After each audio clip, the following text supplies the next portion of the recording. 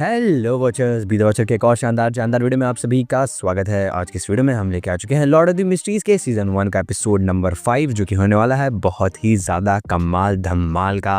तो आपका time waste नहीं करेंगे, चलेंगे सीधे आपको लेके एपिसोड की तरफ। पर उससे पहले चैनल को सब्सक्राइब और वीडियो को लाइक करना बिल्कुल भी मत भूलिएगा। ये साल खत्म होने के पहले हमारे 100K सब्सक्राइबर्स कंप्लीट होंगे और आप ही लोग करवाएंगे, तो प्लीज ध्यान रखे रहिएगा। इसके अलावा हम बहुत सारे कमाल के एनिमे कवर कर रहे हैं और हमने finally most anticipated latest anime यानी कि काइजी नंबर 8 भी कवर करना शुरू कर दिया है, जिसके सीजन 1 का पूरा एक्सप्लेनेशन का वीडियो भी हमारे पास पड़ा हुआ है। तो अगर आप कुछ भी मिस नहीं करना चाहते हैं तो जुड़े रहिएगा। तो चलिए अब शुरू करते हैं। एपिसोड की शुरुआत में हमको ज़ूटलैंड स्ट्रीट पे लेके जाया जाता है, जहाँ पर एक परफॉर्मेंस हो रही होती है। फिर हमको पता चलता है कि एक्चुअली में परफॉर्मेंस हो रही है अल्फा के सर्वाइवर्स और उनकी फैमिली के लिए। फिर हमको हमारा अपना क्लाइंट भी दिखाया जाता है, जो कि इस परफॉर्मेंस को एंजॉय कर रहा होता है, जिसको एक सेंटर लेडी बहुत ही ज्यादा ड्रामेटाइज करके दिखा रही होती हैं। आगे हमको एक बंदा दिखाया जाता है जो कि फॉग के बीच में से सबको लड़ रहा होता है, किट्टी को बचा रहा होता है। फिर हमको बताया जाता है कि एक्चुअली में वो बंदा कोई और नहीं बल्कि हमारा हीरो होता है, और उस हीरो का नाम होता है ट्रिस। ट्रिस के आते ही सब लोग तालियां बजाने लगते हैं और बंदा एंट्री मार लेता है। वैसे इस एंट्री से ही पता चल रहा है कि ये बंदा कोई विलन ही होगा, क्योंकि इतनी ज्यादा ऑरा किसी हीरो की तो नहीं ही होती है। तभी पर वहाँ पर कैप्टन डन भी आ जाते हैं, जिसको देखते ही हमारा क्लाइंट चौंक जाता है, क्योंकि वो गए थे एस्कॉर्ट करने मिस डायल को। पर फिर हमको पता चलता है कि मिस डायल बिजी हो गई थी, क्योंकि उनको एस्कॉर्ट करना था हमारी एंटिगनस फैमिली की नोटबुक को, जो कि जा रही होती है बैकलैंड की तरफ। हमको दिखाया जाता है कि कैसे हमारे कैप्टन डन अभी भी थोड़े से तो बीमार होते हैं, क्योंकि जो लास्ट फाइट हुई थी उस बड़े वाले घर के बाहर एंटिगनस फैमिली डायरी को रिट्रीव करने के लिए, उसमें वो काफी ज्यादा चोटिल हो गए होते हैं। फिर हमको ट्रू क्रिएटर के बारे में बताया जा रहा होता है, जो कि सीक्रेट ऑर्डर्स जैसे कि अरोरा ऑर्डर जैसे लोगों से फिर वर्शिप किया जाता है। ये लोग फिर विंसेंट के बारे में भी सोच रहे होते हैं। विंसेंट वो बंदा था जो पिछले एपिसोड में ब्लैक मैजिक किया होता है उस मिरर के ऊपर, और सोच रहे होते हैं कि क्या पता अगर विंसेंट जिंदा होता तो फिर बहुत ज्यादा चीजें उनको पता चल जाती। फिर हमारा सीन कट होता है और हमको डिविनेशन क्लब की तरफ लेके जाया जाता है। वहाँ पे एक हफ्ते पहले क्लाइंट के पास एक बंदी आई होती है, जो कि अपने फियांसे का पता खोज रही होती है, और वो बंदा भी अल्फा शिप पे बैठा होता है। फिर क्लाइंट अपनी पावर्स का यूज करके पता लगाता है कि जोसेफ मेयर ये जो बंदा है ये एक्चुअली में शी से एस्केप कर गया है, और फाइनली वो घर पहुंच गया है। और वो बंदी जब वापस घर पहुंचती है तो उसको अपना बंदा वहां पे मिल जाता है। फिर हमको पता चलता है कि डन बात कर रहे होते हैं क्लाइंट से, जिसमें उनको पता चला था कि सीयर इंटुएशंस के कारण ही, क्योंकि हमारा ये जो बंदा था ये मेयर अल्फा शिप पे था, इसी कारण से हमारे क्लाइंट को इंटुइशन हुई थी कि उस शिप पे कुछ तो ऐसा खतरनाक हुआ था जिसके बारे में सबको पता चलना चाहिए। और इसी कारण से ये लोग थोड़ा सा इन्वेस्टिगेट भी करने की कोशिश कर रहे होते हैं इस शिप के इंसिडेंट को। फिर वो बंदी जो कि अपने फियांसे के बारे में पूछने आई थी, वो आती है ट्रिस के पास और उसको थैंक यू बोलने लगती है, क्योंकि सबकी नजर में वो इस इंसिडेंट का हीरो होता है। फिर वो अपने फियांसे यानी कि मेयर को मिलाती है क्लाइंट से, और फिर मेयर भी एक डिविनेशन के लिए क्लाइंट के पास आ जाता है, क्योंकि उसको सोने में दिक्कत हो रही होती है, उसको कुछ खतरनाक सपने आ रहे होते हैं। फिर क्लाइंट उसके सपनों में घुस के उसके सपनों को अंडरस्टैंड करने की कोशिश करता है, क्योंकि वो ऑब्वियसली कुछ ना कुछ रिवील करेंगे। उसके सपने में हमको दिखाया जाता है कि कैसे एक बंदा जो कि रिबल हो गया होता है शिप और कैप्टन की कमांड से, वो एक बच्चे को गिरा देता है और वो खुद ही पानी में कूदने वाला होता है। पर तब तक उसको रोक लेता है हमारा मेयर, जिसको देख के क्लाइंट उससे पूछता है कि अगर ये बंदा कमांड नहीं मान रहा था कैप्टन का और खराब हो गया था, मतलब थोड़ा सा दूसरी साइड चला गया था, तो फिर किस लिए इसको बचाना ही। जिसपे वो कहता है कि मुझे वो बंदा नॉर्मल नहीं लग रहा था और मुझे जानना था कि एक्चुअली में हो क्या रहा है। तभी क्लाइंट कहता है कि तुमने एक डिटेल ओवरलुक कर दिया है, इस चीज का एक्चुअल कल्प्रिट कोई और नहीं बल्कि हमारा अपना ट्रिस है। फिर वो एक थ्रोन रूम में पहुंच जाता है, जो कि बहुत ही पुराने रूइंस की तरह लग रहा होता है, जहाँ पर हॉर्नेकेस फ्लेग्रिया उसके पीछे फिर से पड़ जाता है। उसको समझ नहीं आ रहा होता है कि आवाजें क्यों आ रही हैं, कहाँ से आ रही हैं। तभी उसके सपने खत्म हो जाते हैं। फिर सपने से बाहर निकलते ही वो सोचने लगता है कि हमेशा इसकी तरफ क्यों आता रहता है। वो अभी भी उम्मीद कर रहा होता है कि उसके पुराने प्रोफेसर यानी कि अजीक साहब उसके लिए कुछ लिख देंगे, जिससे उसकी मदद हो जाएगी। फिर वो इन्फॉर्मेशन लेके पहुंच जाता है अपने कैप्टन डन के पास, और वो बताता है कि कैसे ट्रिसी एक्चुअली में इस चीज का विलन है। पर डन कहते हैं कि ये अलोन इनफ नहीं होगा उसको कन्विट करने के लिए, क्योंकि वो पुलिस की नजर में, पब्लिक की नजर में तो एक बहुत बड़ा हीरो है। पर फिर भी एक जॉइंट इन्वेस्टिगेशन के लिए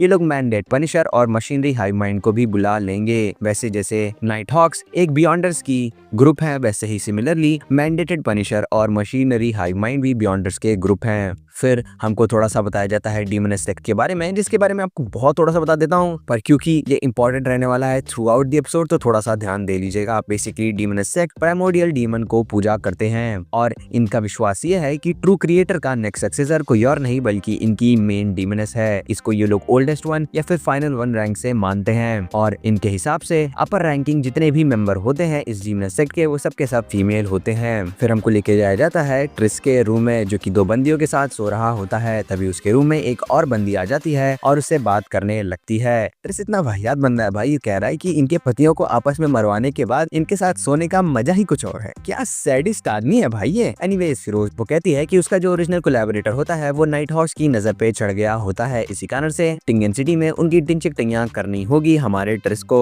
और इसके लिए वो रिवॉर्ड पहले से लेके आई होती है, जो कि होता है सीक्वेंस 7 के पोशन का रेसिपी। और फिर वो उसको रेसिपी पकड़ा देती है और उसका नाम होता है विच। फिर वापस सीन कट होता है और हमको लेके जाया जाता है नील के पास, जो कि आए होते हैं हमारे मिस्टर क्लाइन के साथ उसके लिए एमुलेट बनवाने के लिए, क्योंकि हमको पता है जैसा लास्ट एपिसोड में हुआ था हमारे क्लाइन को बहुत ज्यादा चिंता है अपने भाइयों बहनों की, इसी कारण से वो एक अच्छा खासा पेंडेंट बनाना चाहते थे ताकि उनकी प्रोटेक्शन हो सके। फिर नील इसको लेके जाते हैं अंडरग्राउंड मार्केट की तरफ, जो कि देख के हमारा क्लाइंट स्तब्ध रह जाता है। अंडरग्राउंड मार्केट में इतनी सारी चीजें देख के हमारा क्लाइंट सेठियाने लगता है और वो बोलने लगता है कि कैसे चर्च ये सब चीजें अलाउ कर देती है, जिसपे नील कहता है कि एक्चुअली मैं चर्च के लोगों को ये सब पता है, पर वो एक्चुअली में इन सब चीजों को अवॉइड करते हैं क्योंकि इनसे थोड़ा बहुत उनका भी काम हो जाता है, उनको भी चीजें मिल जाती हैं। तभी एक बंदा जिसका स्पिरिचुअल प्रेशर बहुत ज्यादा हाई होता है वो क्लाइंट की तरफ दौड़ते हुए आता है और कहता है कि तुमसे मौत की बू आ रही है, जिससे क्लाइंट स्तब्ध हो जाता है क्योंकि वो बंदा जान जाता है कि क्लाइंट एक्चुअली में एक बार मर चुका होता है। फिर ये लोग लेने आए होते हैं एमुलेट्स को और सारे एमुलेट्स की क्वालिटी को देख के क्लाइंट को बहुत ज्यादा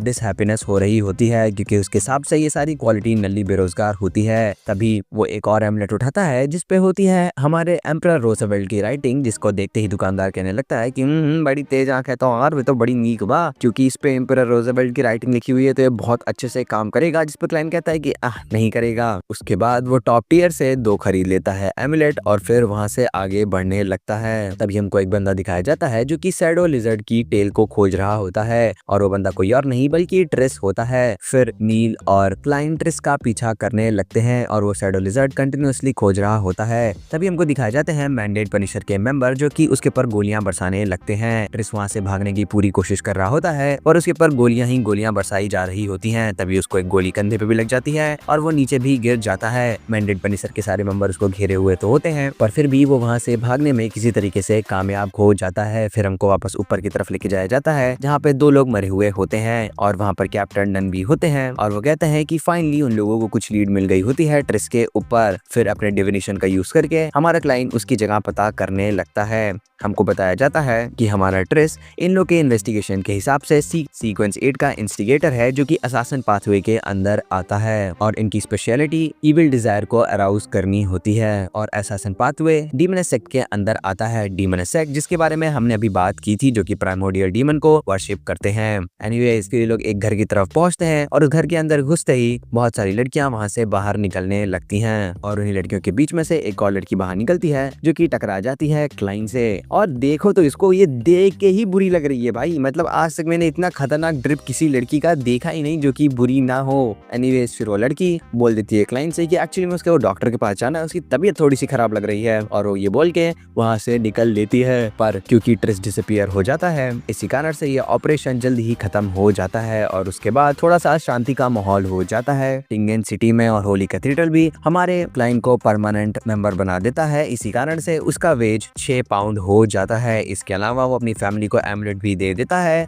और फिर उसके टैरो कार्ड की रीडिंग वाला ग्रुप यानी कि हैंगमैन और जस्ट के साथ भी चीजें नॉर्मल चल रही होती हैं। बस डिफरेंस यही होता है कि अब हैंगमैन थोड़ा सा डिफरेंट बिहेव कर रहा होता है और हमारा बंदा अभी भी जा रहा होता है डिविनेशन क्लब में ताकि उसका पोशन आसानी से डिसॉल्व हो सके। वो हैंड टू हैंड कॉम्बैट और मिस्टिज्म की भी क्लासेस ले रहा होता है। फिर हमको पता चलता है कि एक बहुत कमाल की बात हो गई है, पिछले 2 हफ्तों से बहुत ज्यादा मर्डर हो रहे हैं। एक्चुअली में 5 टाइम्स पड़ गए होते हैं मर्डर, और यही बात लेके लियोनार्डो आया होता है। फिर हमको बारी बारी वो लोग दिखाए जाते हैं जो कि मारे गए होते हैं। उसमें से कोई जल के मरा होता है तो कोई डूब के मरा होता है। पर क्लाइंट को एक बात रियलाइज हो रही होती है कि जितने लोग मरे होते हैं वो एक्चुअली में वैसे भी मर गए होते, क्योंकि कोई बहुत गरीब था तो किसी की तबीयत बहुत ज्यादा खराब थी, और ऐसे ही मौत हुई थी हमारे क्लाइंट की ओरिजिनल मदर को भी, मतलब ओरिजिनल टाइम वाला क्लाइंट है उसकी मम्मी को भी, और इनका पूरा परिवार यानी कि बेंसन और मलिसा की भी टिकटैया हो जाती अगर बेंसन बहुत ज्यादा हार्ड वर्क करके इनको जिंदा ना रखता। फिर क्लाइंट अपना डिविनेशन करके एक चीज रियलाइज करता है कि जितने लोगों की भी मौत हुई है उनके कंधों के ऊपर किसी ने हाथ रखा होता है, और ये बातें बाकी सारे जितने भी बियॉन्ड द ग्रुप होते हैं वो भी एग्री कर रहे होते हैं, और वो लोग सजेस्ट ये कर रहे होते हैं कि ट्रिस और ये बियॉन्ड वुमेन एक साथ मिलके काम कर रहे हैं, और इन लोग के पर्सनल जजमेंट में ये सब चीजें डीमनस सेक्स से रिलेटेड होती हैं। तभी जैसा मैंने कहा कि क्लाइंट को ये बात रियलाइज हो गई होती है कि ये लोग जितने भी होते हैं ये लोग एनीवेज मर ही जाते, और ये बात रियलाइज हो गई होती है लियोनार्डो को भी। तो दोनों लोग ये बातें प्रेजेंट करते हैं सबके सामने, जहाँ पर लियोनार्डो फुल ऑरा फॉर्म कर रहा होता है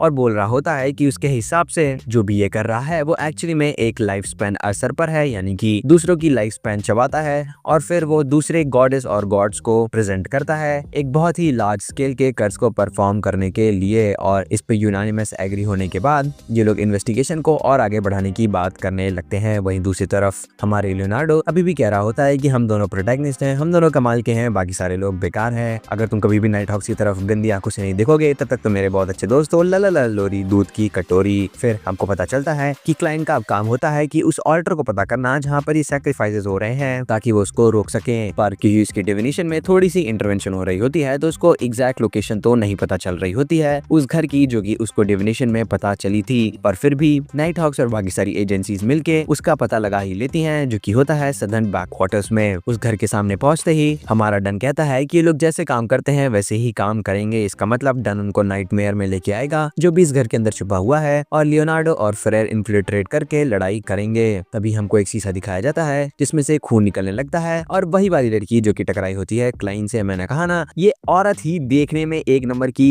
चंट लग रही है। फिर वो यूज करती है एक पोशन और वहां से गायब हो जाती है, और फिर बहुत सारी शैडोज भी अटैक करने लगती हैं फ्रेयर को। तभी एक चाकू आता है और फ्रेयर को सीधे लग जाता है, जिससे एक बार तो लगता है कि उसको बहुत खतरनाक डैमेज हुआ है, पर फिर हमको पता चलता है कि वो एक्चुअली में नाइटमेयर का पार्ट था। वहीं दूसरी तरफ लियोनार्डो उसको लतिया रहा होता है कंप्लीटली, पर अपने ब्लड का यूज करके किसी तरीके से जिंदा बचने में कामयाब हो जाती है वो औरत। फिर वो वहां से भागने की कोशिश कर रही होती है, और वो फाइनली नाइटमेयर भी एस्केप करने में कामयाब हो जाती है। इसी कारण से हमारे ऑफिसर डन खुद ही उससे लड़ने चले जाते हैं, और क्योंकि ये इतनी ज्यादा स्ट्रांग होती है तो इनके हिसाब से ये एटलीस्ट सीक्वेंस 7 की होगी। वो बहुत ज्यादा एडवांस टेक्निक जैसे कि प्लेस स्वैप वगैरह भी यूज कर रही होती है। तभी वो आती है नीचे और अपनी डीवनेस की स्टैचू के सामने प्रेयर करने लगती है। उसको कहने लगती है कि सारे डिजास्टर का सोर्स जो कि पूरी दुनिया में केओस फैला देती हो, लोरी मुझे और पावर दो और मेरी अटमोस्ट केयर करो। फिर हमको मार कंटिन्यू होते हुए दिखाई जाती है, जहाँ पर बारी बारी एक एक शैडोज दोनों फ्रेयर और लियोनार्डो से लड़ने की कोशिश कर रही होती हैं, पर दोनों अपनी पावर से उनको ओवरपावर कर रहे होते हैं। तभी डन आ जाता है घर के अंदर, जो कि खोज रहा होता है उस औरत को, पर इससे पहले कि वो कुछ कर पाए उसको एक पर्दा घसीट लेता है, पर उस पर्दे को कंप्लीटली डिस्ट्रॉय करने के बाद और उसमें से एक को गोली को मारने के बाद, जिससे थोड़ा सा खून भी निकल रहा होता है, उसको फाइनली में दिख जाती है वो औरत और प्राइमोर्डियल गॉडेस, जो कि बालों से अटैक करने लगती है, पर स्लीपलेस एबिलिटी का यूज करके वो किसी तरीके से अपने आप को बचाने में कामयाब हो जाता है, इवन दो थोड़ा बहुत खून उसके निकलने लगता है। दूसरी तरफ हमारा लियोनार्डो इंजर हो जाता है क्योंकि उसके हाथ के अंदर एक फूल फेंक दिया जाता है, और वो फूल भागने लगता है उस औरत के पीछे पीछे, जो कि वहां से भागने में कामयाब हो जाती है। फिर वो औरत एक्चुअली में कर्स कर देती है उस फ्लावर को, और उस फ्लावर के थ्रू हमारे लियोनार्डो को,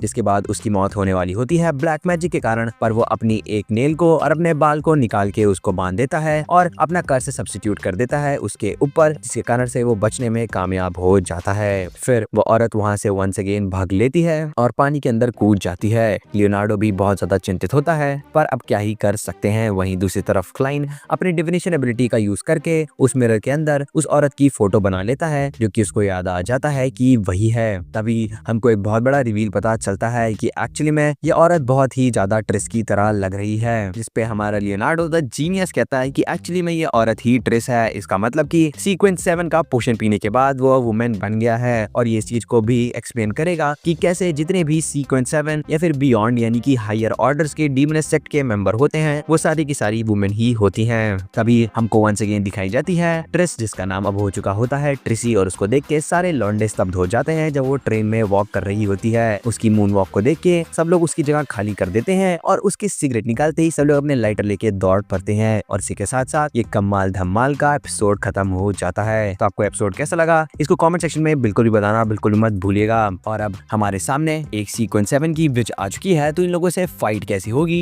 और अगले एपिसोड में क्या होगा, ये तो बहुत ही ज्यादा कमाल का होने वाला है। So guys, thank you for watching and be the watcher.